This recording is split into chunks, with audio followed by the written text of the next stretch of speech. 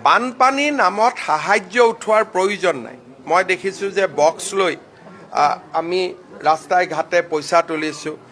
বেলেগৰ পইচা তুলি আমি সাহায্য দিব নালাগে, নিজৰ টকাৰে যদি আমি পাৰোঁ সাহায্য দিব লাগে। আপুনি যদি মোৰ পৰা টকাটো তুলি আপোনাৰ বেনাৰখনত গৈ সাহায্য দিলে তেতিয়াহ'লে মোৰটো তাত বান ৰিলিফ নহয়। মই দেখিছোঁ যে বহুতে টিং লগাই স্কেনাৰ লগাই পইচা উঠাইছে, তাৰমানে নিজৰ পইচা নহয়, বেলেগৰ পইচা লৈ গৈ তাতে, সেইটোতো মোৰ মতেদি ফ্লাড ৰিলিফ নহয়। আমি পুলিচকো নিৰ্দেশ দিছোঁ যাতে কোনো ক্ষেত্ৰতে দোকান পোহাৰ সাধাৰণ নাগৰিকৰ পৰা বলপূৰ্বকভাৱে ক'তো বান সাহায্য তোলা নহয়, কাৰণ এতিয়া গোটেই পৰিৱেশটো চৰকাৰৰ নিয়ন্ত্ৰণত আহিছে।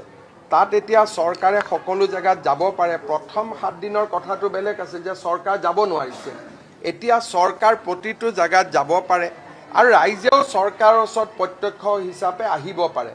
আৰু চৰকাৰৰ ফালৰ পৰা এতিয়া আমি ফাইনেল এছেছমেণ্ট কৰি ক্ষতিপূৰণৰ দিশতো কালিৰ পৰা আমি আগবাঢ়িম। গতিকে যোনে নিজৰ পুঁজি দিব খোজে আমিতো আদৰণি জনাম যে মোৰ 10জন মই বন্ধু 2000 টকা তুলি আমি 20,000 দিব গৈছোঁ। কিন্তু 10জন লগ কৰি দোকানে দোকানে গৈ পইচা উঠাই পেলাই দিয়াৰতো কোনো মিনিং নাই, সি আমাৰ অসমৰ বদনাম আনে। গতিকে মই এটাই অনুৰোধ কৰিম ৰাইজক যে ডেফিনেটলি বান সাহায্য দিব লাগে, দিয়াটো ভাল, কিন্তু নিজৰ পইচাৰে দিয়ক। বেলেগৰ পৰা পইচা কালেকশ্যন কৰি দিলে তাৰ পৰা মই নাভাবোঁ যে কিবা বহুত ডাঙৰ বা শিৱসাগৰ চৰাইদেউ ৰাইজেও এইটো ভাল পাব। মই ভাবোঁ মই কোৱাৰ পিছত কোনেও নকৰে, আৰু এইবিলাক ব্যৱস্থাৰ কথা তেতিয়া ওলাই যেতিয়া মুখ্যমন্ত্ৰীজনক ৰাইজে ভাল নাপায়।